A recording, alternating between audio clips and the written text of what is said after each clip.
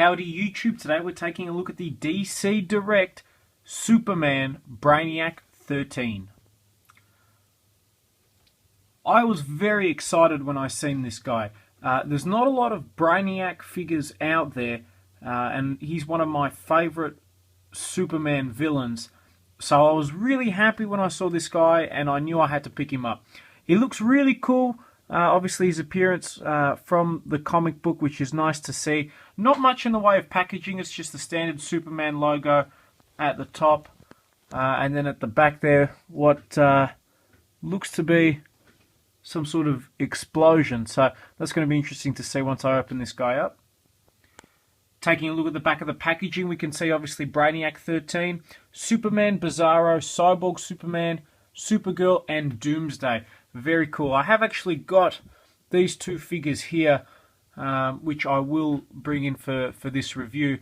But yeah, really nice. On the back of the box, a read-up, of course, on each of the characters. For Brainiac, it does talk about his arrival on Earth and seeking conquest. Obviously, Brainiac being a Kryptonian computer that just seeks all the information that's in the universe. So a really cool character, a cool looking figure. Let's get this guy opened up and hopefully give you guys a good review.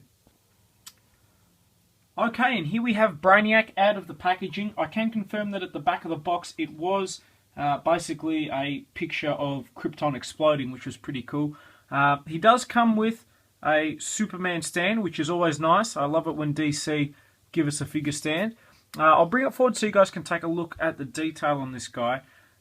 There's not a great deal of detail. It's a reasonably simple figure, pretty standard Brainiac paint scheme. In terms of his appearance, I'm a fan. I love that the armor here forms that Brainiac face. I think that's really cool. His head is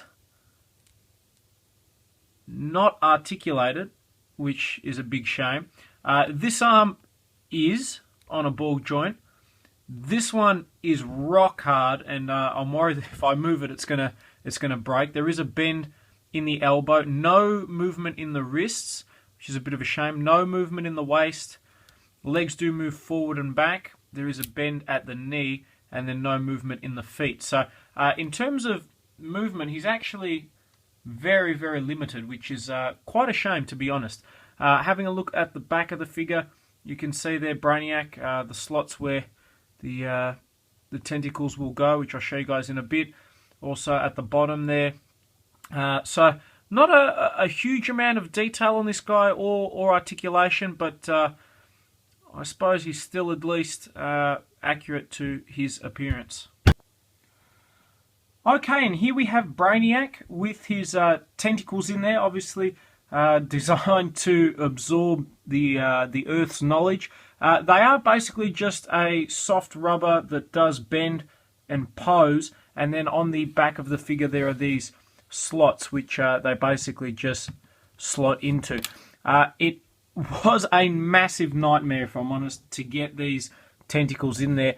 It's almost as if it's too thick on the end here to actually fit in. You really have to work and try and wedge them in there, which, to be honest, was pretty annoying.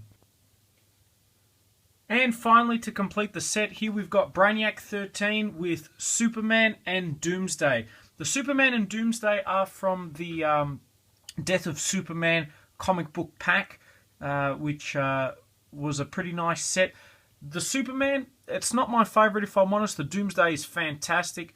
And the Brainiac, if I'm honest, is a little bit disappointing. The limited articulation and movement with him, and also the difficulty with the tentacles, and really the lack of detail. If you compare him just to the Doomsday, you can see that there's a lot more detail on the Doomsday than there is on the Brainiac. The Superman's not bad, but yeah, unless you're a really big die-hard Brainiac fan, you can probably give this guy a miss.